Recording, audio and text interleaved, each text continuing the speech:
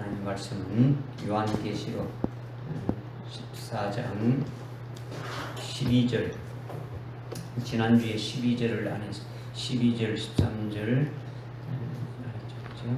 12절부터 14절까지 읽겠습니다.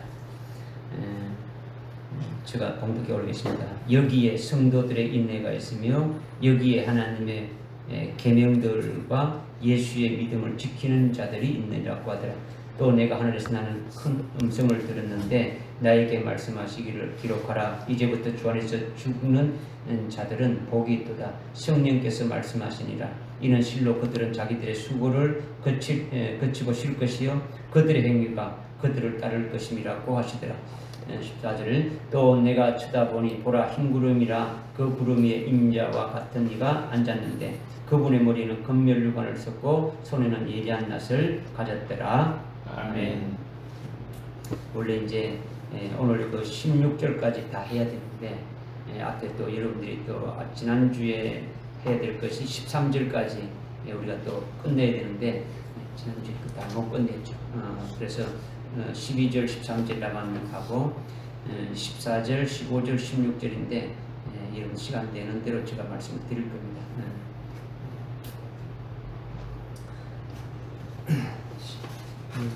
12절에 보니까 12절에 이건 영원한 복음에서 쭉 6절 이하에서 계속 이어지는 말씀이에요. 6절부터 영원한 복음을 전가하는 그 말씀에 대해서 이어져 있는 말씀이죠. 여기에 인내가 있고 여기에 하나님의 계명이 있고 여기에 예수의 믿음을 지키는 자들이 있다. 이렇게 지금 말씀하고 있죠. 여기에 인내가 있다. 성도들의 인내가 있다라는 거죠. 인내가 있다라는 것은 인내는 반드시 소망이 있어야 되는 거예요. 소망. 소망의 인내죠. 그죠? 소망이 없으면 인내가 안 되는 거예요. 무슨 소망이 있냐? 주님이 재림하신다는 소망이라는 거죠. 이 지금 요한계시록에서 다른 소망을 말하는 것이 아니라 주님 다시 온다는 거죠. 그 소망만 있으면 그 인내를 가지고 인내로 아주 승리할 수 있는 거죠.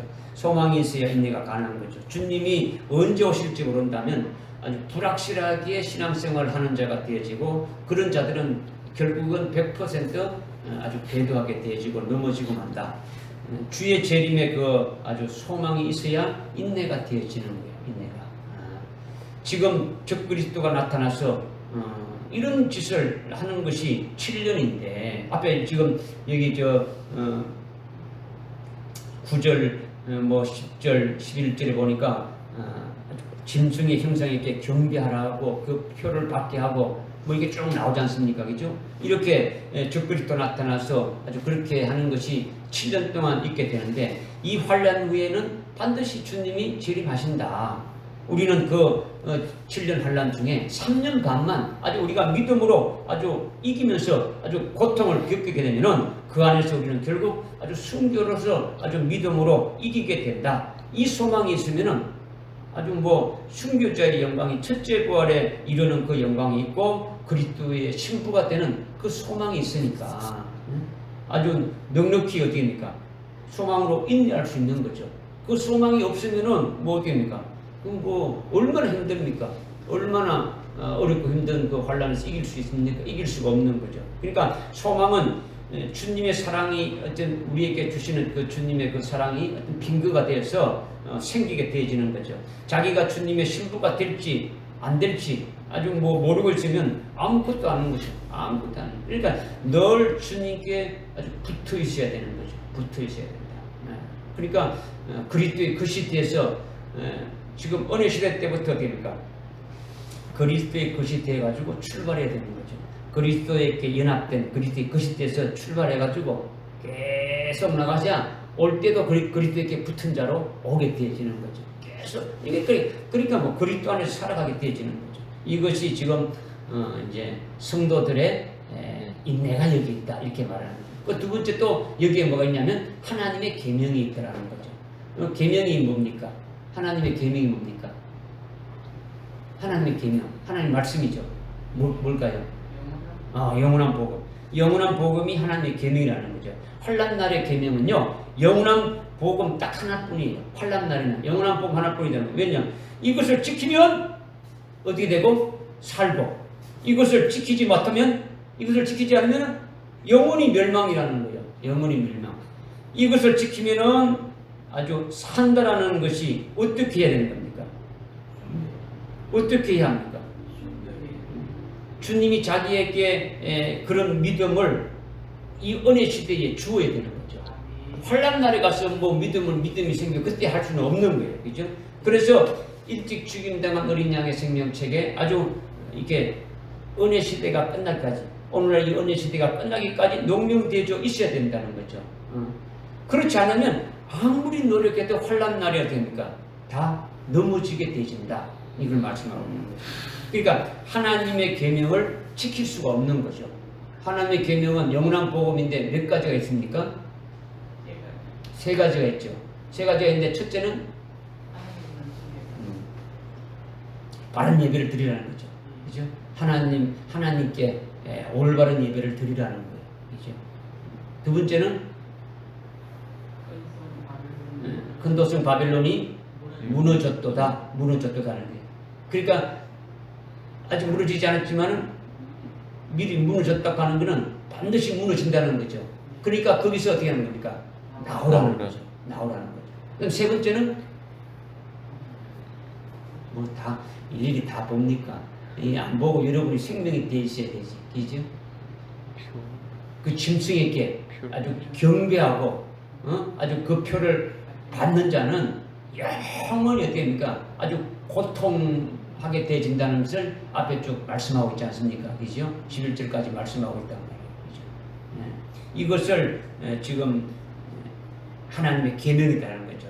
그러니까 주님이 이 환난 날에 이 계명을 가지고 이길 수 있게 지킬 수 있으면 되면 그 하나님의 계명을 지킬 수 있으려면 어떻게 지켜야 되느냐? 환난 날에는 지킬 수가 없어요. 그러니까 오늘 은혜 시대 때 어떻게 됩니까? 아주 일찍 죽임당한 어린 양 생명책이 아주 농명되어진 자들만이 그렇게 되어진다라는 거죠. 그렇게 할 수 있다라는 거죠. 이것을 지금 말씀하는 거죠. 이게 하늘나라의 비밀이에요. 비밀. 여러분이 이것을 미리 알게 된 것도 감사해야 되는 거죠. 뭐 그때 가서 보자 이게 아니라는 거죠. 그때 가서는 뭐 아무것도 안 되는 거죠. 그리고 예수의 믿음을 지키는 자들이 있다. 이렇게 지금 말씀하고 있죠. 예수를 부인하지 않고 믿음을 끝까지 지킨다는 것은요. 요한계시록 2장 13절에 보게 되면 안티바를 아주 모델로 해가지고 우리에게 아주 보여준 것이 있죠. 아주 믿음을 지키는 자는 아주 버가모 교회 안티바 같아야 된다라는 거죠. 7 금초대 교회 중에 버가모 교회가 몇 번째 교회입니까?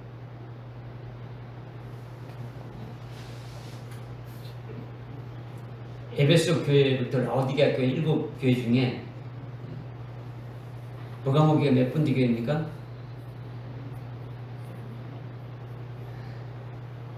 두 번째 교회는 스무나 교회, 세 번째 교회는 버가모 교회, 네 번째 교회는 두아데 교회, 다섯 번째 교회는 사대 교회, 여섯 번째 교회는 빌라델비아 교회, 일곱 번째 교회는 라오디게아 교회.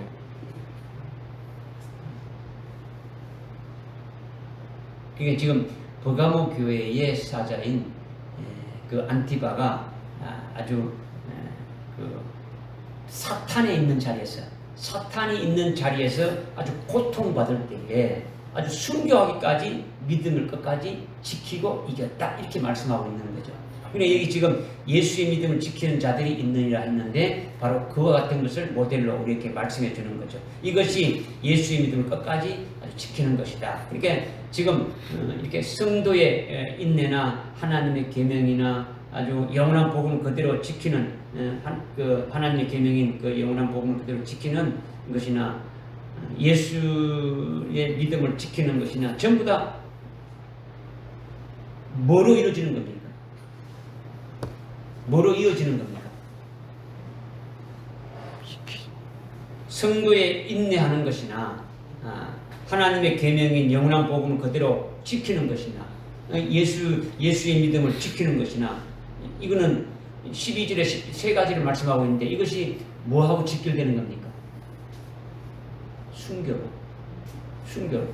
이제 성도들의 인내도 순교로 직결되는 것이고 하나님의 그 계명을까지 지키는 것도 순교로 이어지는 것이고, 아주 예수를 믿는 믿음을 지키는 것도 순교로 이어지는 것이죠. 그래서 13절에 어떻게 말씀하고 있느냐? 13절에 그 영원한 복음을 쭉 6절부터 영원한 복음을 쭉 말씀하시고 13절에서 그 영원한 복음의 결론으로 말씀하는 것이 있는데, 또 내가 하늘에서 나는 음성을 들었는데 나에게 말씀하시기를 기록하라. 이제부터 주 안에서 죽은 자들은 복이 있도다. 성령께서 말씀하시니라. 이런 실로 그들은 자기들의 수고를 거칠 것이요 그들의 행위가 그들을 따를 것이니라고 하니라. 이렇게 말씀하고 있죠. 그러니까 여기서 주 안에서 죽은 자들이 뭐 있다고요? 복이 있다. 주 안에서 죽은 자들이 뭐 있다고요? 복이 있다. 그러니까 주 안에서 죽은 복이 있다 있는데 그 앞에 보면 뭐라고 말씀하고 있습니까?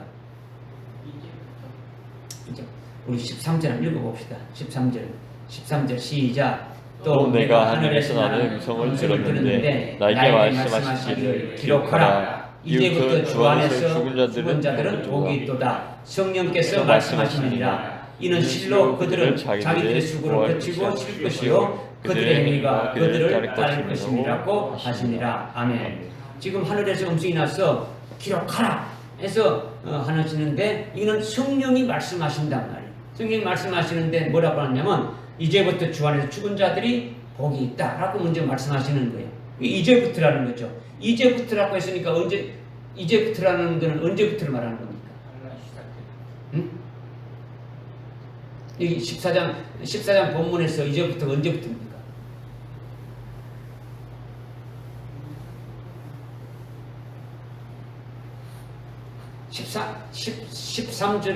13절은 뭐의 결론이 되겠습니까? 6절부터 영원한 복음에 대해서 쭉 결론으로 나오지 않습니까? 지금 1절에 또 내가 쳐다보니 또 나오고 있고, 6절에 또 내가 쳐다보니 하고 나오고 있고, 14절에 또 내가 쳐다보니 나오지 않습니까? 그러니까 지금 6절부터 13절까지 나오는 것은 영원한 복음에 대해서 지금 말씀하고 있는 거죠. 그죠? 영원한 복음에 대해서 증거된 이후부터라는 거죠. 영원한 복음이 증거된 이후부터라는 거죠. 물론 환란이 시작 때부터 시작되는 거죠. 그런데 이 본문에서 말씀하고 있는 것을 정확하게 더 구체적으로 말씀한다면 이 영원한 복음이 증거된 이후로부터라는 거죠. 그죠? 그러니까 영원한 복음을 듣고 믿음으로 지키니까, 그러니까 어떻게 되는 겁니까? 영원한 복음을 듣고 지키면 어떻게 되는 겁니까? 죽는 거죠.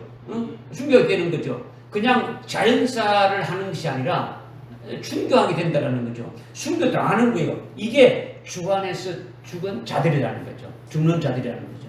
주 안에서 죽는 자들이 어떤 자들이라고요? 순교하는 자들을 말한단 말이야. 목사님들이 보통 성도들이 죽으면은 장례식장에 가가지고 이 말씀을 가지고 증거한단 말이야. 아, 이게 예수 믿다가 주 안에서 죽었으니까 복되도다. 뭐 이렇게 해가지고 설교하는데, 이거는 전부 다 거짓말 한단 말이야. 거짓말이란 말이야. 거짓말. 이거는 앞에 6절 이하에서 해당되는 자들이 주 안에서 죽은 자들이라는 거죠. 그죠? 영원한 복음의 첫 번째, 하나님께만 경배하다 보니까 되니까, 하나님 앞에 예배 드리다 보니까 죽임을 당하는 거예요. 저 그리스도가 제가 하나님이다 하고 내가 그리스도라는데 너는 가짜다 하고 우리는 하나님만 섬기겠다면 죽임을 당하는 거예요. 그죠? 그 다음에 큰 도성 바벨론에 속한 자들은 어떻습니까? 배도한 자들이란 말이에요. 배도한 자들. 배도한 자들은 예수를 부인하고 신앙의 성질을 팔아먹은 자들이죠. 그죠? 이거는 뭐 영적으로 완전 죽은 자들이죠. 그죠? 그 다음에 짐승인 적그리스도에게 경배하고, 그죠? 그 다음에 그 표를 받지 않으면 되는 겁니다.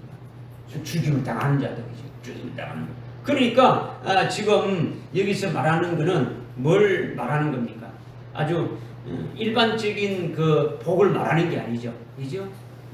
순교한 자가 받을 복을 말하는 겁니다. 순교자가 받는 복. 순교자가 받는 복이 뭡니까? 한마디로 첫째 부활의 영광이죠. 첫째 부활의 영광. 그리스도의 신부로 혼인잔치의 칭함을 받는 복이 되어지는 거예요. 요한계시록에는 7번 복이 나와요. 7번. 다 똑같은 거예요. 다 똑같은 복인데 7번 복이 한마디로 말한다면 뭐냐? 아주 그리스도의 신부로 혼인잔치에 청함을 받는 복이 되어진다라는 거죠. 믿어지십니까? 그 복을 받게 된다는 거죠. 누가 받느냐? 이제부터 주 안에서 아주 죽는 자들이 그렇게 해당되어진다. 이것을 지금 말씀하고 있는 거예요. 깨달아집니까? 네. 네. 그렇게 되면은 그들은 자신들의 수고를 거친다 했죠. 자신들의 수고를 거친다. 수고는 무슨 수고겠습니까? 그들이 사랑의 수. 사랑의 수고인데 그들이 받은 수고가 어떤 수고가 있겠습니까?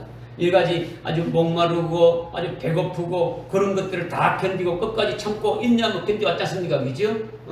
아니 뭐 환란이 시작되면 기근이 되고 먹을 것도 없고 아주 굶주리고 부터 시작되지 않습니까? 여러 가지 박해와 아주 고문과 모든 것이 다 있었는데 그죠? 이런 것들이 아주 수고라는 거죠. 잡혀가서 아주 두들겨 맞고 아주 고문 당하는 것 모든 것. 신랑 예수님을 증거할 때에 아주 비방당하고 정죄받고 아주 핍박받는 모든 것들이 수고이죠. 이 수고를 쉰다라는 거죠. 쉰다는 게 뭡니까? 이런 것들이 다 아주 끝났다라는 거죠. 끝나고 주님이 어떻게 된다고요? 위로해 준다라는 거죠. 주님이 위로해 준다. 주님을 위해서 이렇게 된 걸 위로해 준다는 거죠. 몇 장? 그 뒤에 21장 21장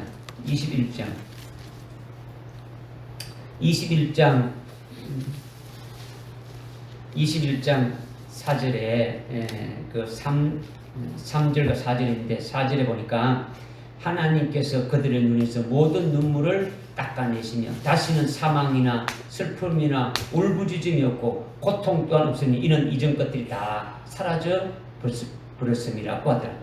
주님 앞에 이제 그 21장에 새하늘과 새 땅이 나오고 쭉 거룩한 도성 새 예루살렘이 2절에 이렇게 쭉 나오지 않습니까? 그죠? 그래서 3절에 하나님의 성막이 사람들과 함께 있다. 주님과 함께 거하는 것이 되어질 때 주님이 그들에게 지금 하는 말이 이런 말이죠.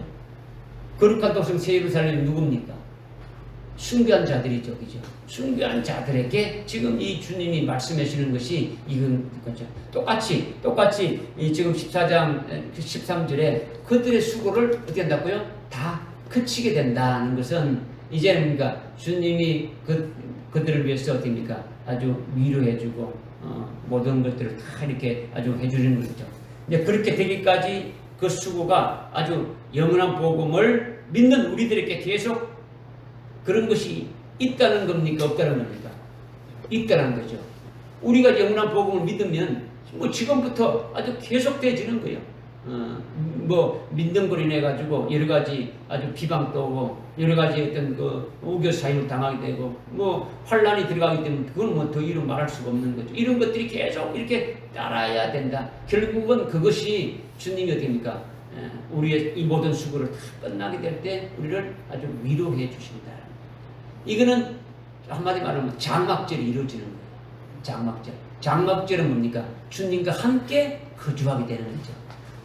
좀 다른 말로 한다면 새하늘과 새 땅, 의가 거하는 새하늘과 새 땅에 함께 거하는 것이 되어지는 거죠. 이것이 장막절이 이루어지는 것이고 그 안에 다 들어가는 거예요. 그때 주님이 우리의 모든 수고를 다 아시고 위로해 주시고 우리의 모든 눈의 눈물을 닦아주시고 다 하신다라는 거예요. 믿어지십니까? 네. 이걸 지금 여기 말씀하고 있는 거죠. 그리고 그들의 행위가 그들을 따를 것입니다. 결국 순교한 것이 아주 믿음으로 이렇게 승리한 것이니까 그것이 믿음의 행위가 되니까 그 믿음의 행위에 따른 것이 상급으로 주어지지 않습니까? 그죠? 그 상급이 무슨 상급이겠습니까? 어떤 상급을 주겠습니까?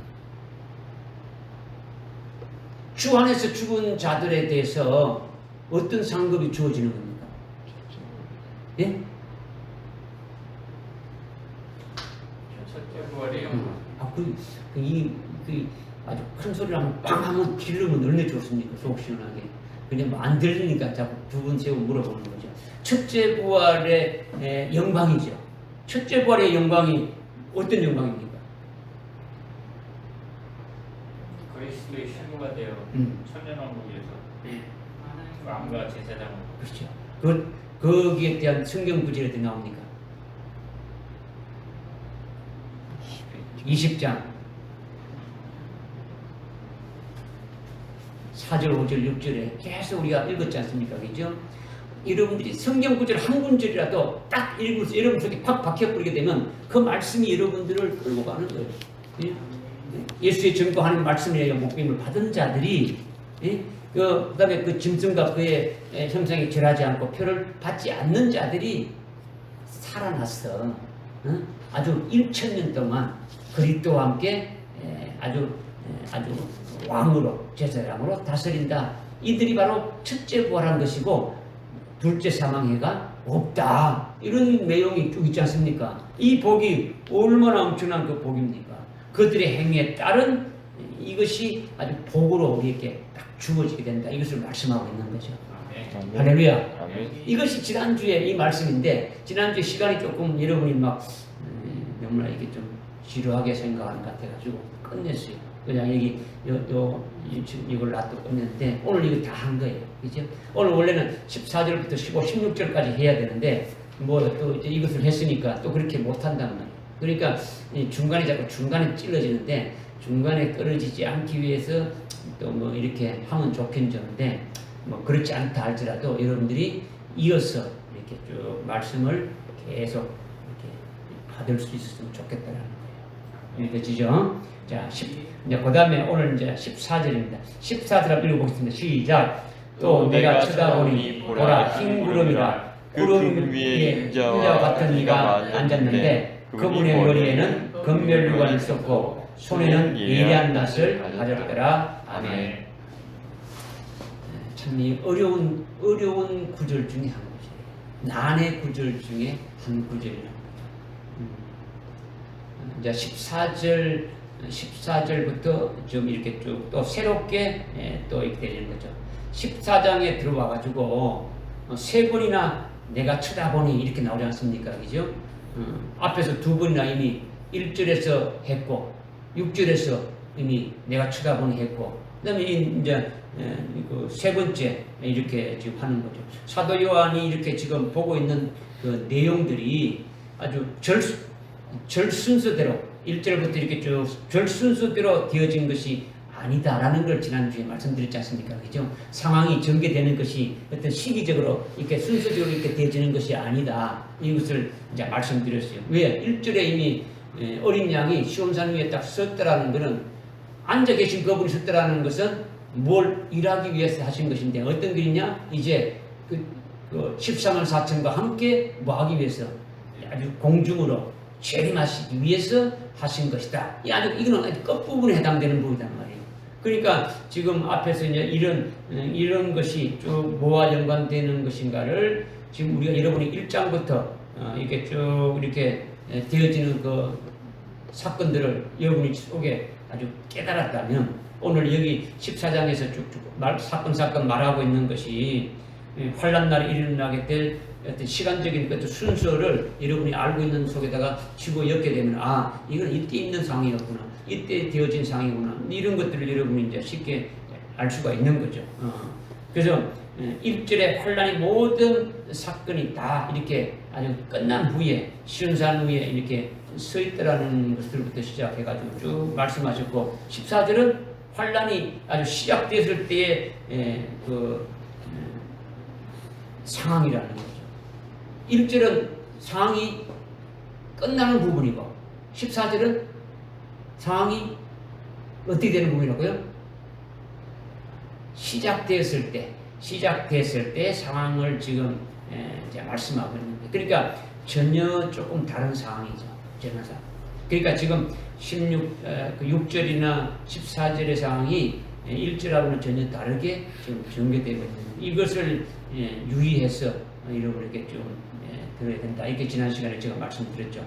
그래서 14절에 보니까 보라 흰 구름이라 구름 위에 그 구름 위에 인자 같은 이가 앉았는데 그분의 머리에는 금연류관을 덮고 손에는 예리한 낫을 가졌더라. 요한계시록을 가르치는 분들이 이 성경 구절을 가지고 오해를 많이 하고 또 상당히 어떤 난의 구절로 깨닫기가 어려운 구절 중에 하나죠. 왜 오해하느냐? 어떻게 오해하느냐? 인자 같은 이를 누구로 봅니까? 인자 같은 이가 누굽니까? 인자 같은 이를 그렇죠. 인자 같은 일을 일반적으로 어떻게 보느냐면 예수님으로 해석해 버리는 거예요. 그 예수님이 머리에 금면류관을 썼다. 또 이렇게 또 이제 이렇게 문자로 그렇게 있으니까 그렇게 푸는 거죠. 그러니까 6장 2절에 흰말탄 자가 나오죠. 6장 2절에 흰말탄 자가 뭘 썼습니까? 머리에 면류관을 쓰고 나가서 이기고 이기더라 했지 않습니까? 그러니까 흰말탄 자를 예수님으로 바꾸는 거예요. 면류관도 쓰고 흰 옷도 넣었으니까. 그래서 14장 14절과 연관해가지고 6장 2절에 흰말탄 자가 머리에 면류관을 썼으니까 아주 실제로 예수님이라고 해석해 버리는 거예요. 아니면 반대로 정반대로 적그리스도라고 해석하는 거예요. 물론 적그리스도라고 6장 2절에 흰말탄 자를 적그리스도라고 해석하는 자가 더 많아요. 더 많고 좀 이제 일부분이 예수님이라고 이렇게 해석해 버리는 사람도 있는데 둘 다 그렇게 해석하는데 이거는 올바르지 않다, 잘못됐다라는 것을 우리가 이미 깨달았어요. 왜 잘못됐느냐라는 것은 우리가 또 이게 14절에서 우리가 올바로 깨달으면은 또 깨달을 수가 있는 거예요. 그런 것들이. 그러니까 14절에 예수님이 즉 인자 같은 네가 금면류관을 이렇게 쳤다고 문자로 이렇게 되어 있는데 그런데 여기서 그냥 그것으로 딱 끝나버리면 괜찮은데 여기서 끝나는 것이 아니라는 거죠. 여기 쭉 이어져가지고 19장에 보게 되면은 예수님이 재림하시는 그 모습을 아주 보여주고 있는데 19장 12절에 보니까 여러분들 한번 보십시오. 19장 12절에 한번 보십시오.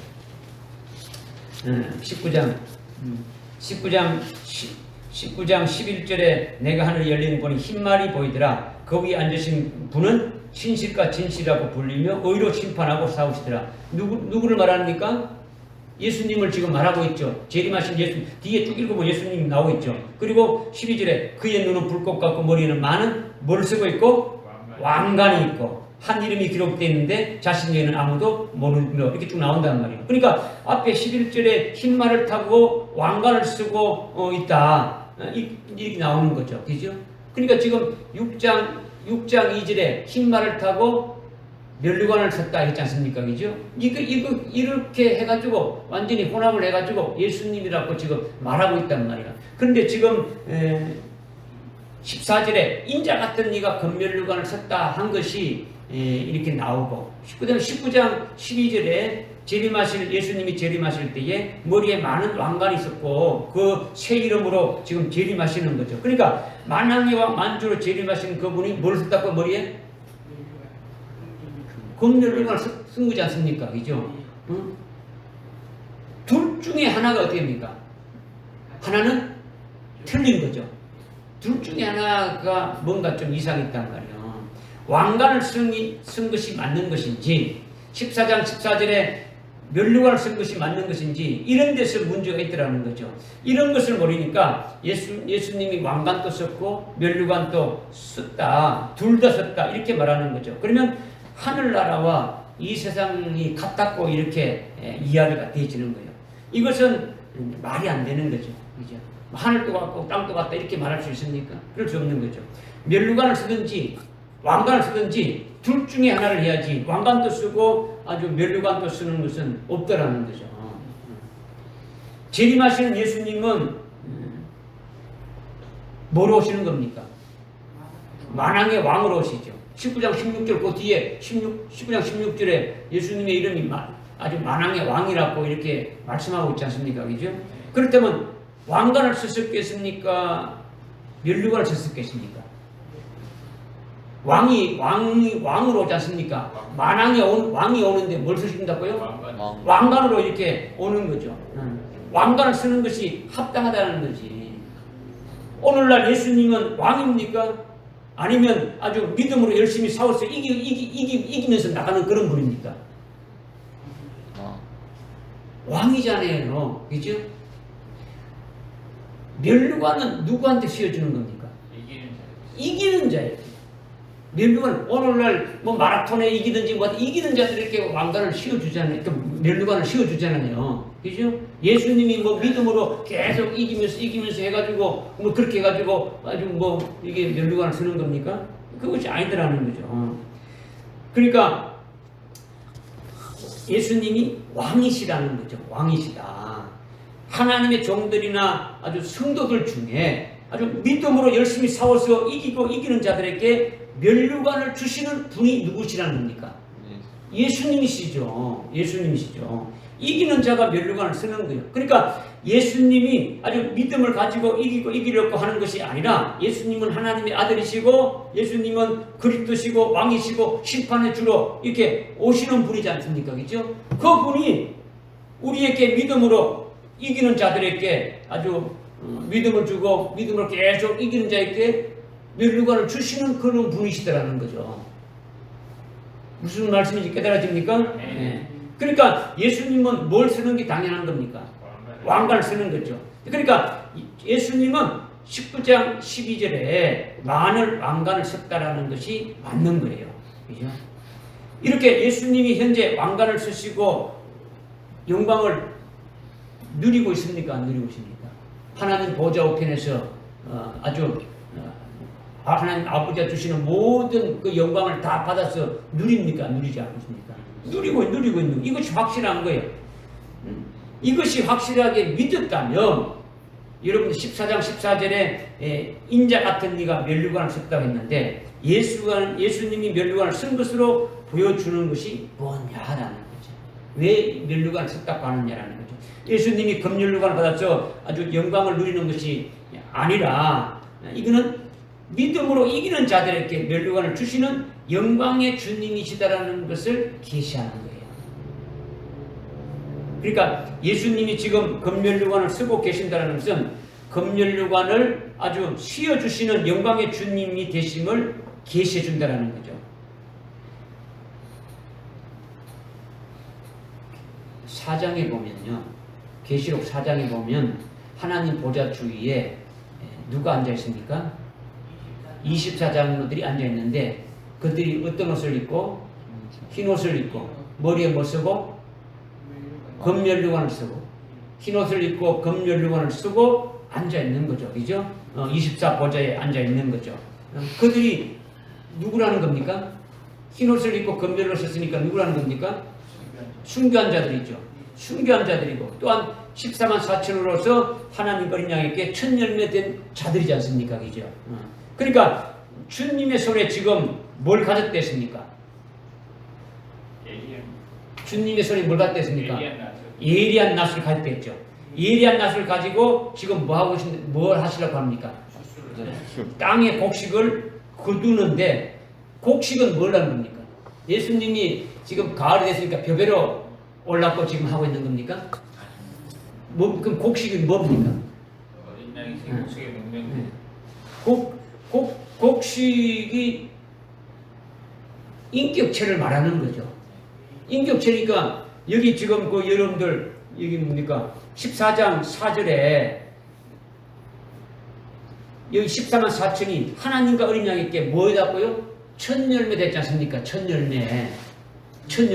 그죠? 14장 4절에 그럼 첫 열매가 이거는 어떤 밭에 있는 어떤 곡식을 말합니까? 아니면 뭐 어떤 다른 열매를 말하는 겁니까? 그걸 말하는 게 아니죠. 그죠? 지금 주님이 손에 예리한 낫을 가졌다는데 그 예리한 낫을 가지고 땅의 곡식을 거두는데 곡식은 인격체다라는 거죠. 그 익은 곡식에게 금면류관을 주시는 예수님이다. 이것을 말씀하는 거예요. 그럼 지금 14절, 15절, 16절의 말씀이 하나로 딱 돼 있는 거예요. 그죠? 그러니까 이 예수님이 어떤 예수님인가를 딱 우리는 보면 이게 말씀으로 전체를 딱 보면 아주 깨달을 수 있어야 되는 거죠. 우리가 지금 여기 다 읽지 않은데 우리 14절, 15절, 16절 한번 읽어보죠. 한번 좀 시작. 또 내가 쳐다보니 보라 흰구름이라 그 구름 위에 인자 같은 이가 앉았는데 그분의 머리에는 금면류관을 썼고 손으로 예리한 낫을 가졌더라. 그가 다른 천사가 성전에 나와 구름 위에 앉으신 그분께 큰 음성으로 부르짖기를 주의 낫을 대어 곡식을 거두소서 주께서 거두실 때가 되었으니 이는 땅의 곡식이 익었습니다라고 하더라. 그러자 구름 위에 앉으신 이가 그의 낫을 땅에 대어 땅에서 곡식을 거두시더라. 아멘. 지금 여러분들 이거 그냥 말씀 읽어보면 딱 나오잖아요. 그죠? 낫은 뭐 하는 겁니까? 예? 낫은 뭐 하는 거예요? 베는 거죠. 뭘 베는 겁니까? 아니 곡식인데 벤다는 것은 어디에 붙어 있는 걸 베는 겁니까? 땅에 붙어 있는 거. 땅에 붙어 있는 걸 떼내 가지고, 그죠? 땅에 붙어 있는 걸 떼내는 거죠. 잘라내는 거죠. 그러면 이 곡식이 뭐라 했습니까? 성도라고 했죠. 그죠? 성도라고 했습니까? 성도. 여기 지금 이게 지금 그 앞에 이미 천년매라고 나왔지 않습니까? 순교한 신앙에 세워진 자들이죠. 일찍 죽임당한 어린 양의 생명책에 농명된 자들, 이미 이 땅, 이거 곡식이 이미 이것 다 했지 않습니까? 그리고 아까 14장 14절은 환란이 시작할 때라고 했지 않습니까? 1절은 환란이 끝나고 주님이 이제 재림하시는 거고. 그러니까 완전히 지금 뭘 지금 분명히 말씀하고 있지 않습니까? 그죠? 지금 주님이 낫을 가지고 땅에 있는 것을 벤다라는 것은 뭡니까? 우리의 육신 목숨이 지금 이 땅에 붙어 있는 거죠. 육적인 모습이 이 땅에 있지 않습니까? 그러니까 이거를 벤다는 게 뭡니까? 베는 게 뭡니까? 잘라내는 게 뭡니까? 순교시켜 주시는 분이 주님이시다라는 거죠. 주님이 순교시켜서 그분이 어떻습니까? 우리 마음대로 순교가 안 되잖아요. 어떻게 우리가 순교할 수 있습니까? 순교시켜 주시는 분도 주님이시고, 순교시켜 주셔서 그 뱉으면 땅바닥에 그냥 흘려버립니까? 그거를 알곡을 어떻게 하는 겁니까? 하늘 곳간에다가 잡아있지 않습니까? 그죠? 그럼 이런 것들이 여러분이 그냥 문자적이고, 여러분이 지금 가지고 있는 신앙적인 어떤 그 믿음의 상태라면 이 정도는 여러분이 그냥 이렇게 캐치를 할 수 있는 거예요. 딴 것이 아니라 이런 내용이구나 하는 것을 좀 알 수가 있는 거죠. 그죠? 무슨 말 알겠죠? 그죠? 네, 그러면은 지금 예수님이 머리에 지금 금면류관을 쓰고 왕관을 썼다라는 것은 예수님이 영광 받으시고 하나님 보좌 우편에 실제 지금 영광을 누리고 계시지 않습니까? 그죠? 영광을 누리고 계시는데 지금 왕관을 쓰신 것이고, 그리고 예수님이 영광의 주님으로서 예수님의 말씀을 믿고 순종해가지고 끝까지 믿음을 지키는 자들에게, 이기는 자들에게 또 영광을 주시는 그와 같은 예수님이시다라는 것을 우리는 깨달아야 된다는 거죠. 그죠? 주님이 왕이신데 왕관을 쓰던데 금면류관을 썼다라는 것은 14절, 15절, 16절에 말씀하시는 뭐냐? 이미 이것을 아주 순교한 자들에 대해서는 그 영광을 입혀주시는 그런 분이시다라는 것을 우리에게 나타내 주시고 계시해 주기 위해서 면류관을 쓰셨다고 이렇게 말씀하고 있다는 거죠. 실제 예수님은 왕이시기 때문에, 심판주를 하시기 때문에 면류관을 쓰는 게 아니고 뭘 쓴다고요? 왕관을 쓰신다라는 거죠. 왕관을 쓰신다. 이렇게 자신이 영광을 아주 누리기도 하고 또는 이긴 자들에게 영광을 주시는 영광의 주님이시다라는 것을 계시해 주시기 위해서 지금 이렇게 하신 것이다. 이걸 말씀드리는 거예요. 그러니까 요한계시록 19장 12절에 왕관을 쓰신 예수님은 왕관을 쓴 그 영광 가운데 그 실제 그 영광을 누리고 계십니까? 안 계십니까? 실제 누리고 계시는 거죠. 영광의 주님이시라는 거죠. 그 영광의 주님이 만왕의 왕으로 이제 오셨죠. 아주 심판도 하고 다스리기도 하고 모든 것을 다 하시는 거예요. 다 하신단 말이에요. 그러니까 그러나 14장 14절에서 말씀하고 있는 머리에 금면류관을 쓰신 예수님은 영광의 주님은 같은데, 영광의 주님이라는 주님은 같은데 금면류관으로 자기가 받아 누리는 것이 아니라 믿음으로 이긴 자들에게 금면류관을 씌워주시는 영광의 주님이 되심을 보라는 거예요. 보라는 거죠.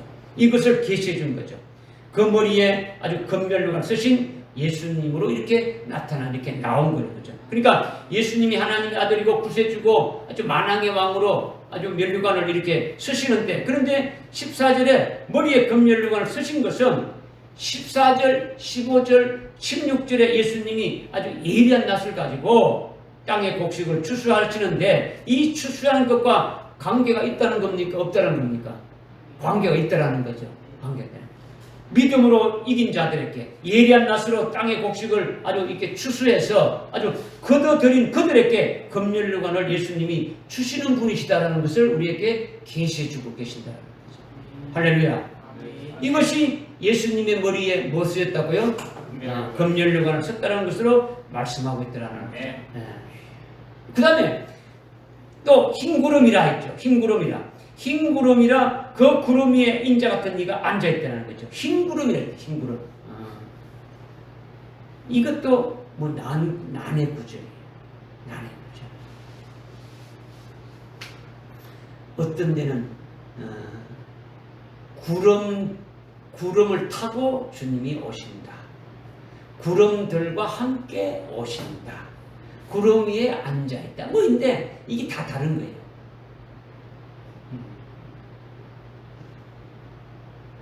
똑같이. 그러니까 뭐 여러분 생각하면 이게 뭐 구름도 여러 가지 종류인데 뭐 아주 흰 구름, 왜 갑자기 흰 구름이라 했을까? 뭐 여러분이 이렇게 생각해요. 예수님 왜 구름 타고 오실까?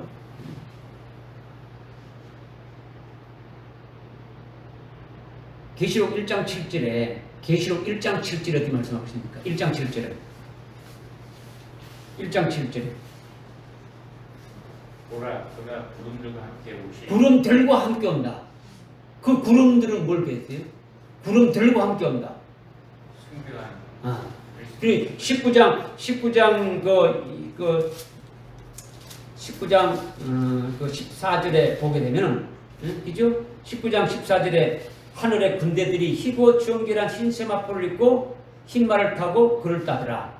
그러니까 주님이 오실 때에 순교한 자들이 그리스도에 신부된 자들이죠. 앞에 그 19장 7절 8절에 뭐라 나왔습니까? 희고 정결한 흰 세마포 옷을 입은 자들이 그리스도의 신부들이죠. 그들이 주님과 함께 오는 거예요. 주님 여러분들이 하늘나라에도 말이 있구나. 하늘나라에도 이걸 생각하면 안 돼요.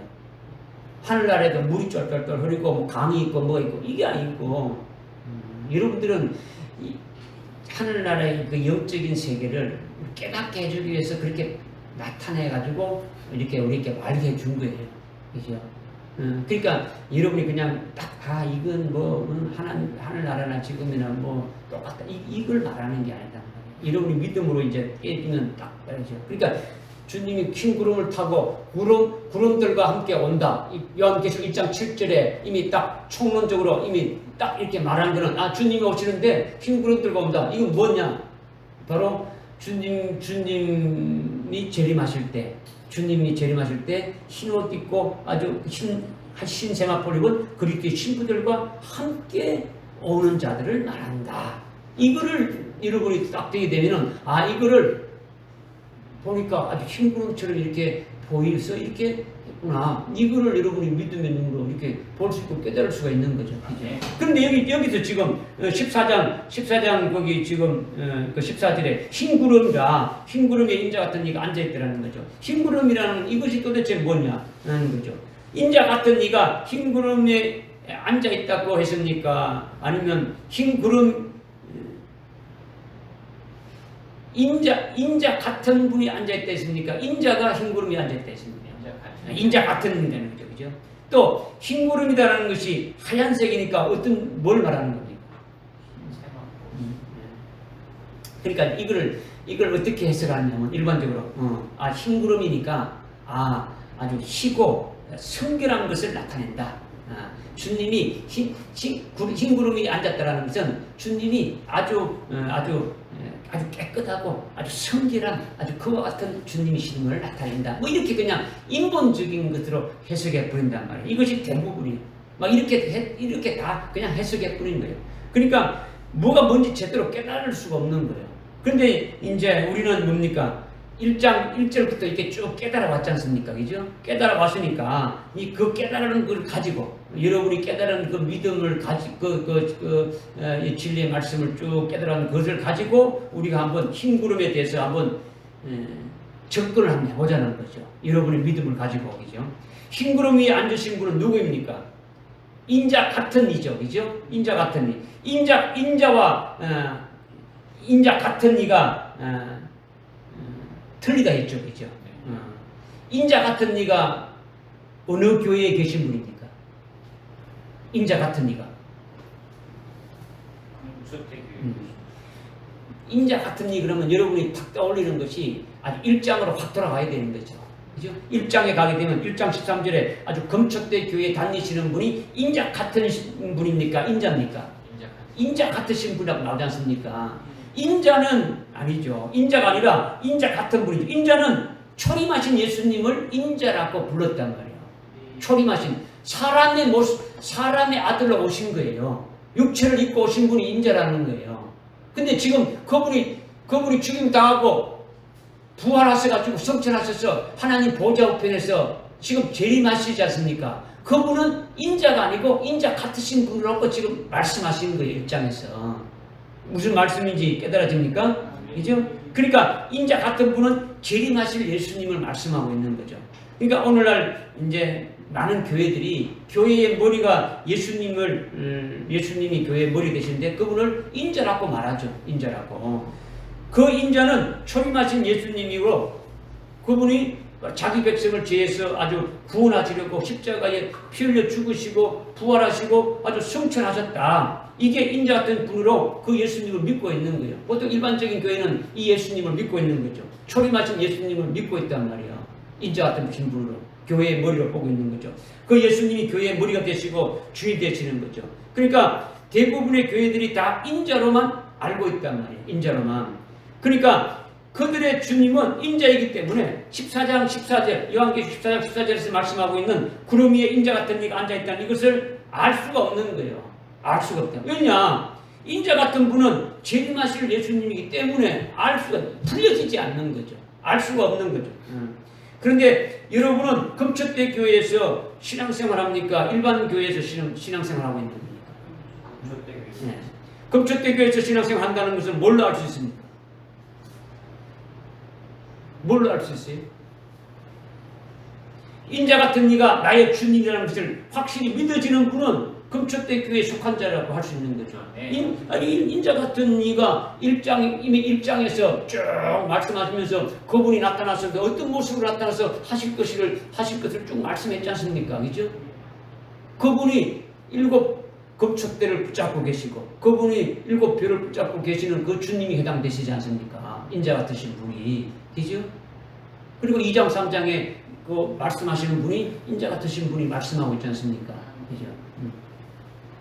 그러니까 지금 금초대 교회에 자기가 속한 자라고 아주 확실하게 아주 믿어진다면 아주 인자 같은 이가 나의 주님이다라는 것이 아주 구체적으로 아주 1장 13절부터 16절까지 쭉 나오지 않습니까? 그죠? 머리부터 발끝까지 긴 옷을 입고 가슴에 금띠를 띠고 해가지고 쭉 이렇게 말씀하고 있지 않습니까? 이 말씀이 나와 직결됨을 말씀하고 있지 않습니까?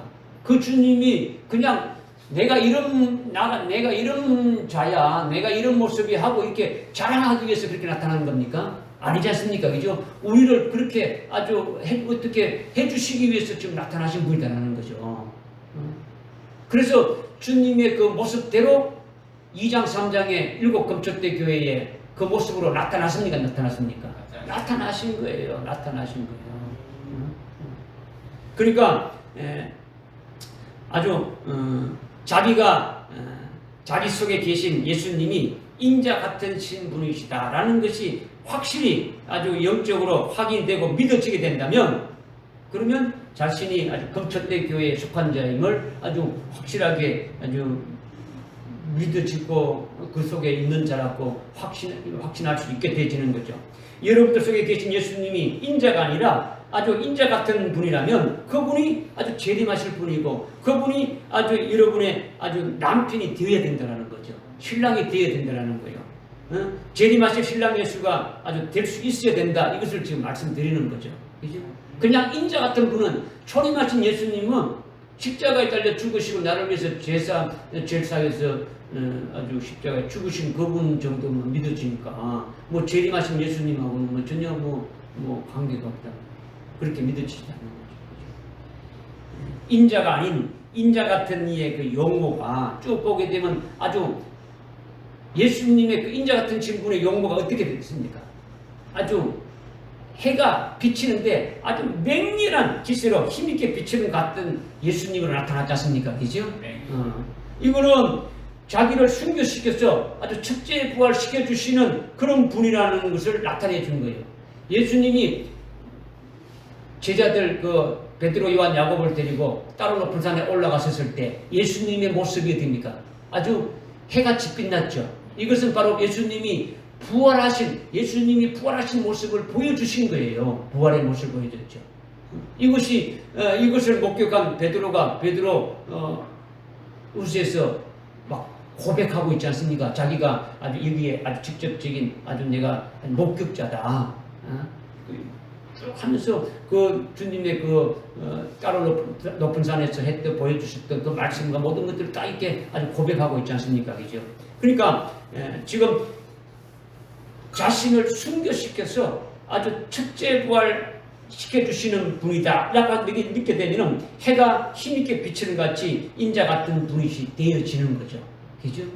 여러분이 계시록 1장 13절부터 16절까지 쭉 읽어보면 인자 같은 분이신데, 인자 같은 분이시 바로 나를 아주 첫째 부활 순교시켜서 아주 최고의 영광에 들어가게 해주시는 아주 그와 같은 분이시다라는 것을 이렇게 여러분이 깨달아진다면, 정말 그분이 예수님이 여러분의 아주 주님이라고 믿어지고 바로 인자 같은 분이 여러분이 바로 그 신랑으로 오신 그런 분이다 이렇게 믿어지게 되면은 14장 14절에서 말씀하고 있는 그 인자 같으신 그분이 바로 내 주님이라는 것을 깨달아지고 이것이 왜 어떤 흰구름이 앉아있는 것이 무언가를 깨달아질 수가 있는 거죠. 그리고 나 역시 내가 금천대 교회에 속해 있는 자임을 확실히 알게 되어지고 이 금천대 교회의 머리가 되시고 주인이 되시는 분이 인자 같으신 분으로 지금 우리에게 와서 모든 걸 하신다는 것을 알 수 있게 되어지는 거죠. 그죠? 이거를 지금 말씀하는 거죠. 이렇게 인자 같은 이가 흰 구름이 앉아 있는데 이거는 금천대 교회의 주님이 지금 앉아 계시는 것을 지금 말씀하고 있는 거죠. 금천대 교회 주님이 앉아 계신데 금천대 교회는 뭐 하는 교회입니까? 이기는 자를 그렇죠. 금천대 교회의 특징은 계시록 2장 3장에서 이기는 자를 배출하는 거죠. 이기는 자는 주님이 아주 7년 환란이라는 것을 창조해서 7년 환란 중에 아주 순교로서 끝까지 아주 믿음으로 아주 이기는 자인데 그런 자들을 배출하는 교회가 아주 금천대 교회라는 거죠. 이것이 인자 같은 이와 아주 금멸관하고 직결됩니까? 안 됩니까? 해당되는 거죠. 그죠? 그분이 바로 이기는 자들에게 금멸관을 주는 그 같은 분이지 않습니까? 그죠? 반드시 금천대 교회에만 해당되는 분이 인자 같은 이라는 거죠. 그분이 금천대 교회에 이기는 자를 배출시키고 결국은 아주 순교로 이기게 하고 그렇게 함으로써 금멸관을 씌워주시는 분이더라는 거죠. 할렐루야. 이렇게 해서 인자 같은 이가 아주 흰 구름이 앉아있는데 그분의 머리에 아주 면류관을 섰다. 이런 것이 아주 하나의 맥으로 쭉 이어지는 거죠. 그런데 궁극적으로 흰 구름이 앉아있는 인자 같은 이의 머리에 아주 면류관을 섰다라는 그것이 금천대 교회에 계신 주님이 이긴 자들을 아주 배출해서 순교시켜서 그들에게 금면류관을 씌워준다는 거지 않습니까? 그죠? 금면류관을 씌워주니까 그러면 흰 구름이라는 것이 도대체 뭐냐라는 거죠. 흰 구름이라는 것이. 지금 여러분께 설명한 거는 인자 같은 이가 흰 구름 위에 앉아있고 그분의 머리 위에 면류관을 서고 있지 않습니까? 그죠? 그러니까 인자 같은 이가 지금 금천대 교회의 머리가 되시고 금천대 교회의 주님이 되시는데 금천대 교회는 어떤 교회냐? 이기는 자를 배출하는 것이다. 인자 같은 분이 그 주님이 이기는 자를 배출하는 것은 바로 환난 날에 아주 순교케 하시는 거죠. 그죠? 순교케 해서 아주 그 이기는 자들에게 금면류관을 씌워주시는 그 같은 분이 되심을 말한다라는 거예요. 이것이 지금 그 주님이 지금 흰 구름 위에 앉아서 그 일을 하시는데 그렇다면 흰 구름이 도대체 뭐냐라는 거예요. 흰 구름이 뭐냐. 흰 구름이 앉아있다라는 것이 도대체 뭐냐. 흰 구름이 앉았다는 것은 영광을 일단 영광이라는 거죠. 영광한테 흰 구름이라는 것은 무지개 색깔이 어떤 색깔입니까? 빨주노초 파란보 몇 가지 색깔입니까? 7가지 색깔이죠. 7가지 색깔을 하나로 딱 이렇게 다 섞으면 어떻게 됩니까? 흰색이 되는 거죠. 흰색. 7가지 색을 합치면 흰색이 되는 거예요. 의색이 이제 맞아요? 잘 몰라요?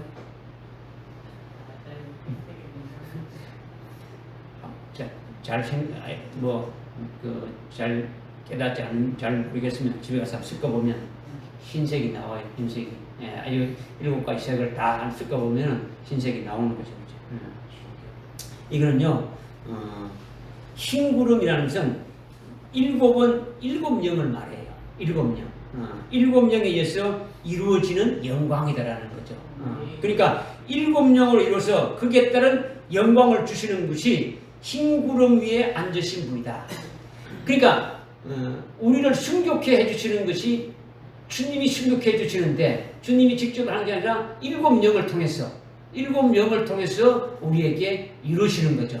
그래서 여러분이 뭐 생물에 대해서 또 깨달았지 않습니까? 그죠? 또 7영이 역사할 때는 내 생물이 어떻게 됩니까? 함께 또 하면서 그 살리는 역사를 하고 이기게 하는 역사를 하지 않습니까? 그죠?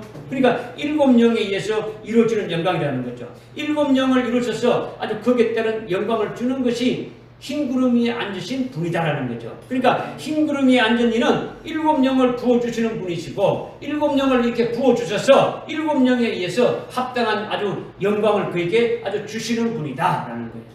그러니까 이와 같은 네가 인자 같은 네가 첫째 벌의 검첫대 교회에 아주 계시면서 인자 같은 분의 머리에 면류관을 섰더라는 것은 그 주님이 금면류관한 영광을 주시는 분이시더라는 거죠. 금면류관. 그러니까 7영으로 이루시는 것이 아주 금면류 같은 영광이니까 순교시키고 부활시켜가지고 첫째 부활시켜서 첫째 부활 영광을 받게 해주시는 분을 가리켜서 흰 구름 위에 앉으신 분이다. 이렇게 지금 말씀하고 있는 거예요. 아멘. 믿어지십니까? 네. 순교는 누가 순교시켜 준다고요?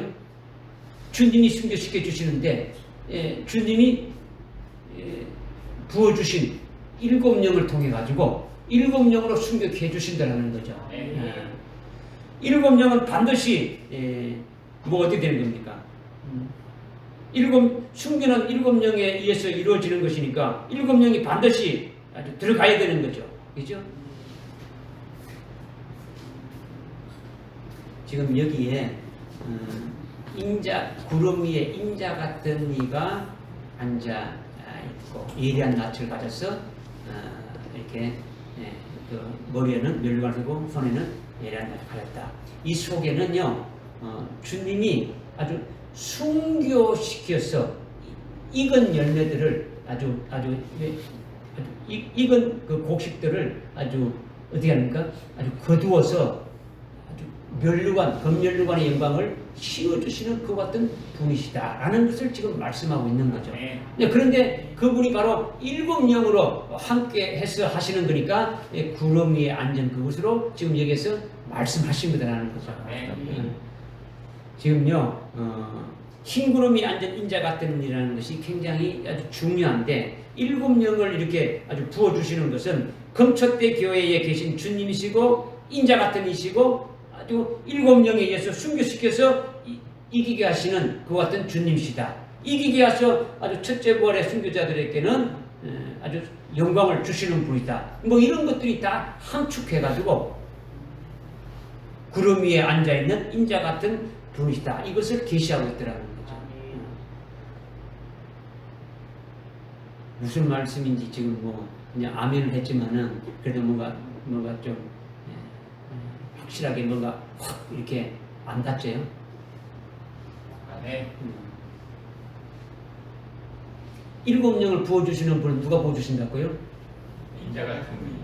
검척대 교회에 계신 주님이시다는 거죠. 그분이 바로 인자 같으신 분이다라는 거죠. 그죠?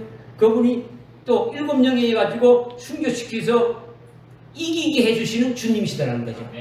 이기게 해주셔서 첫째 부활의 영광에 들어가게 아주 해주시는 주님이시더라는 거예요. 이거를 하나로 이렇게 쭉 말씀하신 것이 흰 구름에 앉아있는 인자 같으신 분이시다. 이걸 말씀하신 거예요. 이런 것들 자꾸 풀어서 말하니까 더 자꾸 어렵죠. 했던 말을 또 이렇게 뭐 또 초발하고 하니까 그죠? 하여튼 이제 이 말씀을 여러분이 믿음으로 깨닫고 그 다음에 그 손에는 뭘 가졌다고요? 낫을 가졌다. 낫을 가졌다는 거죠. 15절에 보니까 주의 낫을 베어 곡식을 얻으소서 주께서 거두실 때가 되었으니 이는 땅의 곡식이 익었습니다. 라고 이렇게 하니까 15절에 낫을 땅에 대가지고 땅에서 곡식을 거두라. 이게 주님의 손에 예리한 낫을 가졌다는 낫에 대한 지금 설명을 쭉 했지 않습니까? 그죠? 주님의 손에 예리한 낫을 가졌으니까 주님의 손은 인자 같은 이로 금초대 교회에 계신 분이지 않습니까? 그죠? 그러니까 한국에 있는 모든 대부분의 어떤 대형 교회들은 수많은 교회들이 있지만은 그 교회 주님은 인자가 그들의 주인이 되는 거죠. 인자 같은 분이 아니고 대부분의 교회는 인자가 그 교회의 주인이 되고 그 교회의 머리가 되고 그 교회의 뭐 모든 것을 다 주관하신다는 거죠. 인자 같은 이가 주님이 되는 것은 어느 교회만 해당되는 겁니까? 금초대 교회에 해당되는 거죠. 금초대 교회에 계신 인자 같은 이는 금초대 교회의 머리가 되시고 금초대 교회의 아주 주인이 되시는데 그 주님의 손에 뭘 가졌다고요? 예리한 낫을 아주 가졌다라는 거죠. 일반 교회 인자이신 주님이 예리한 낫을 가졌다는 것이 아니라 아주 금초대 교회에 계신 주님의 손에 아주 예리한 낫을 가졌다. 이걸 지금 말씀하고 있는 거죠. 이렇게 금초대 교회에 예리한 낫을 가지신 그 주님은 그것을 가지고 언제 일하신다는 겁니까? 낫을 가지고 언제 일하는 겁니까? 환난 날에 그렇게 하신다는 거죠. 환난이 시작되면 익은 곡식부터 어떻게 됩니까? 지금 아까 이 곡식은 이거 낫을 뭐 한다고요? 베는 거죠. 베는 게 뭐라고요? 순교죠. 그럼 순교는 언제부터 시작되는 겁니까? 환난이 시작되부터 시작되지는 거예요. 그죠? 환난 시작되부터. 요즘 은혜 시대 때 해당되는 게 아니지 않습니까? 그죠? 그러니까 오늘날 예수님이 예리한 낫을 가지고 일하시는 것이 아니라 은혜 시대가 아니라 언제라는 겁니까? 환난이 시작돼서부터 시작되는 거죠. 환난 날이 시작한다는 거죠. 예리한 낫을 가졌다는 것은 잘라내고 베어내는 도구단 말이요. 날이 예리하니까 어떻게입니까? 딱 대기만 되면 어떻게 되는 겁니까? 그냥 뭐 잘라지는 거죠. 뭐 한 분 뭐 잘라서 안 잘라지는 거는 그 제대로 낫이라고 할 수 없는 거죠. 주님의 가진 낫은 예리한 낫이다 했단 말이에요. 아주 예리한 낫. 그죠? 주님의 손에 가진 예리한 낫은 주님의 손으로 일하는 것을 말하는 거예요. 주님이 일하신다라는 거죠. 어디서 일하느냐? 금초대 교회에서 일하는 거죠. 금초대 교회에 이긴 자들을 배출한 다음에 그들은 일을 하신다라는 거예요. 그들은 일을. 이렇게 주님의 손에 아주 예리한 낫을 갖다는 일하신다는 것인데 환난 날에 주님이 아주 직접 거두는 일을 하신다라는 거예요. 주님이 이 말씀이 지금 중요해요. 그죠? 이 말씀이 중요한데 순교는 자기 힘으로 절대로 할 수 있습니까? 없습니까? 절대로 할 수가 없는 거예요. 예리한 낫을 가졌다는 것은 그분이 일을 하시는데 무슨 일을 하시느냐? 금초대 교회에 배출된 그들을 아주 거두는 일을 낫을 가지고 하신다는 거죠. 낫을 땅에 내서 됩니까? 그것을 아주 잘라내서 거두는 도구가 낫이지 않습니까? 그죠? 낫인데 그렇다면 주님이 직접 낫을 들고 나타나서 곡식을 벤다는 말씀은 아니지 않습니까? 그죠? 주님이 하나 일일이 이렇게 다니면서 이렇게 곡식을 거두는 건 아니잖아요. 그죠? 그것이 아니라 익은 곡식은 뭘 말한다고요? 사람을 말하는데 바로 아주 금초대 교회에 이기는 자를 말하면 되지 않습니까? 그죠? 이기는 자들을 이들을 낫으로 베어서 거둔다는 것은 뭘 한다 그랬지 않습니까? 낫을 베어서 거둔다는 것은 뭘 한다고요? 순교한다는데 그러면 순교한다는 것을 왜 낫을 거둔다고 하느냐? 이건 무슨 낫을 말하느냐? 말씀의 낫으로 거둔다라는 거예요. 뭐라고요? 말씀의 낫이라는 거죠. 주님을 대적하는 자들을 주님이 재림할 때 주님을 대적하는 자들을 어떻게 아주 멸한다고 했습니까? 주님의 입에서 나오는 검으로, 말씀의 검으로. 주님 입에서 검이 나오는데 칼이 나오는데 그냥 입에서 그냥 괴물입니까? 칼 나오게 말씀의 칼로 그냥 치는 거예요. 그죠? 그러니까 지금 금척대 교회에 배출된 이기는 자들에 대해서 거두는 일을 낫을 가지고 하는데 낫을 가지고 땅에 붙어 있는 것을 잘라내는 것이 바로 순교시키는 것이다라는 건데 그 순교시키는 것을 주님이 낫을 직접 들고 다니면서 한 사람 한 사람 이렇게 하는 것이 아니라 말씀의 낫으로 거둔다는 거죠. 즉 다른 말로 어떤 말씀으로 뭐 영광의 복음이 아주 더 구체적으로 영원한 복음 또 더 광범위하게 아주 요한계시록 전체를 한마디로 딱 한다면 첫째 부활의 진리로 요한계시록을 한마디로 한다면 첫째 부활의 진리라는 거죠. 그죠? 그러니까 첫째 부활의 진리의 낫을 말하는 거죠. 여러분이 믿음의 정죄를 지키고 끝까지 지키는 것이 이 첫째 부활의 진리의 말씀을 가지고 있기 때문에 이기는 거죠. 순교케 하는 거죠. 순교가 되어지는 거죠. 이것이 뭡니까? 주님의 그 진리의 말씀의 낫을 가지고 뭐 한다는 겁니까? 순교케 해주시는 거죠. 그 말씀으로 가지고 순교케 해주시는 거예요. 그러니까 인자 같은 이가 손에 가지신 낫은 주님이 직접 오셔서 거두는 게 아니라 주님의 입에서 주신 말씀이라는 거죠. 요한계시록에 나오는 그 말씀을 딱 함축하게 압축게 딱 쓰게 되면 첫째 부활에 이르게 진리의 말씀이고 다른 말을 한다면은 뭐 영광의 말씀도 영광의 복음도 될 수 있는 거죠. 영광의 복음. 아니면은 영원한 복음도 될 수 있는 거죠. 그죠? 이것이 말씀의 낫이라는 거죠. 말씀의 낫. 그러니까 다시 말해서 첫째 부활에 이르게 하는 말씀으로 요한계시록에 보면 뭐가 있습니까? 첫째 부활에 이르게 하는 그 진리의 말씀이 요한계시록에 쭉 말씀되어 있지 않습니까? 아주 감추인 만나도 주고 아주 흰돌에다가 새 이름을 기록한 아주 그것도 이렇게 주고 아주 7인을 떼면서 쭉 하시는 말씀도 있고 하여튼 계속 말씀하고 있으니까 이런 말씀이 전부 다 뭡니까? 첫째 부활의 진리에 해당되는 말씀이죠. 요한계시록 전체의 말씀을 다 여러분들이 아주 아주 먹으라 했지 않습니까? 편호의 작은 책을 먹으라 했지 않습니까? 가지고 있어야 되는 거죠. 그죠? 그 과정이 전부 다 첫째 부활에 이르게 하는 진리의 말씀이라는 거죠. 요한계시록의 예언의 말씀이 전부 다 첫째 부활의 진리의 말씀이에요. 한마디로 한다면. 또는 영광의 복음으로 예수님이 재림하실 때에 아주 그분을 신랑으로 맞이할 그의 신부가 되어서 아주 영광된 혼인잔치에 아주 주인공으로 참여하게 되는 것이 최고의 아주 영광의 말씀이죠. 그죠? 아주 그 영광의 복음에 해당되는 거죠. 그와 같은 것이. 이런 것들이 요한계시록의 내용이지. 그러니까 영광의 아주 복음이고 첫째 부활의 진리죠. 이런 것들이 말씀의 낫이라는 거죠. 무슨 말이 깨달아집니까? 이 말씀의 낫으로 이렇게 이제 상징한 거예요. 주님이 손에 뭘 가졌다고요? 예리한 낫을 가졌다 이렇게 말씀하고 있죠. 이 말씀을 여러분이 믿으면 이 말씀이 살아 역사하는 말씀이 됩니까? 안 됩니까? 여러분이 첫째 부활의 진리의 말씀을 가졌다면 그 말씀이 여러분들 속에서 살아서 역사하고 움직이겠습니까? 안 움직이겠습니까? 움직이죠. 찾아봅시다. 이제 마지막 찾아봅시다. 히브리서 4장 12절 한번 봅시다. 히브리서 그 앞에 보면 이제 히브리서 나오죠. 히브리서 4장 12절. 자, 시작. 하나님의 말씀은 살아있고 활력이 있어 양날의 어떤 예리하여 혼과 영과 그리고 관절과 골수를 찔러가르고 마음의 생각들과 의도들을 판별하느니라. 아멘. 지금 주님의 말씀은 죽어 있다 했습니까? 살아있다 했습니까?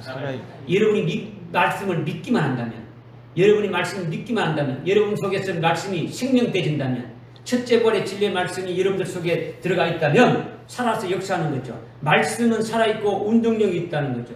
지금 여기 이제 여러분이 영과 혼과 아주 관절과 골수를 쪼갠다라는 거죠. 말씀을 믿으면은 역사가 나타난다는 겁니까? 안 나타나는 겁니까? 나타난다라는 거죠. 말씀 자체가 누구라는 겁니까? 내가 곧 길이요, 길이요, 진리요, 생명이다. 주님이 말씀 자체라는 거예요. 태초에 말씀이 생명되어 왔지 않습니까? 아주 우리에게 왔지 않습니까? 그죠? 그러니까 그 말씀이 죽어있는 말씀이 아니에요. 생명의 말씀이요. 그러니까 말씀 자체가 하나님이고 말씀 자체가 주님이라는 거죠. 주님이 말씀했지 않습니까? 요한복음 6장 63절에 보니까 내가 살리는 것은 영이니 육은 무익하다. 내가 너희들께 영을 살린다는 거죠. 내가 너희들께 한 말이 영이고 생명이라는 거죠. 주님이 하신 말씀이 영이고 생명이라는 거죠. 주님이 하신 말씀이 우리를 살린다는 거예요. 하나님의 말씀으로 나타나는 것이 다른 형상으로 나타나는 것이 아니지 않습니까? 우리에게 주님이 오신 것은 말씀으로 우리에게 주신 거죠. 그죠? 그러니까 그 말씀을 믿는 자에게 살아있는 말씀이 그를 뭐 해준다는 겁니까? 순교케 해주신다는 거죠. 그 말씀이 순교케 해줍니다. 말씀이 누구라는 겁니까? 주님이시죠. 그 주님이 우리에게 그걸 깨닫게 해주기 위해서 낯을 가지고 뵌다라는 것으로 지금 이렇게 표현을 했는데, 그렇게 상징으로 이렇게 말씀해 줬는데, 실은 주님이 우리에게 말씀을 주셨어. 그 말씀이 아주 예리한 칼 같았어. 응? 아주 잘라내는 거예요. 우리의 모든 것들을 다 잘라낸다는 거죠. 그죠? 우리의 잘못된 것도 잘라내고, 어떤 믿음의 정절을 딱 지키게 해서 끝까지 어떻게 됩니까? 아주 순교할 수 있게까지 해주신다는 거예요. 이 첫째 부활의 진리의 말씀을 믿기만 한다면. 할렐루야. 아멘. 자기를 순교의 제물로 죽임당하게 되어짐이 말씀으로 인해 가지고 아주 죽임당할 수 있게 해주신다는 거죠. 그러니까 말씀이 나서록 거둔다라는 거예요. 믿어지십니까? 아멘. 주님의 입에서 나온 그 말씀을 믿는 자에게, 그 말씀은 살아있는 말씀이니까 살아서 역사하시는 거예요.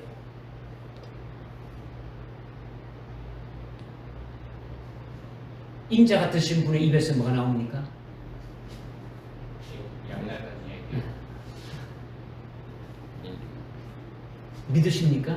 아멘. 인자 같으신 분이 어느 교회의 머리가 되신 분입니까? 금초대 교회에. 인자가 아니고 인자 같으신 분을 여러분이 진짜 믿고 그분의 것이 되지고, 내가 금초대 교회에 속한 자로서 그분을 모시고 살아가는 존재가 되어졌다면, 그 요한계시록 1장 13절부터 16절까지 말씀이 쭉 다 우리에게 해당되어지는 거예요. 그죠? 그러니까 그분이 우리로 하여금 순교케 해주신다라는 것을, 그분이 흰 구름 위에 앉아있는데 인자 같으신 분이 아주 머리에 뭘 쓰고 있고 검면류관을 쓰고 있고 손에는 예리한 낫을 가졌다. 이것이 함축해서 딱 그렇게 표현한 거예요. 우리에게 깨닫게 해주기 위해서. 그죠?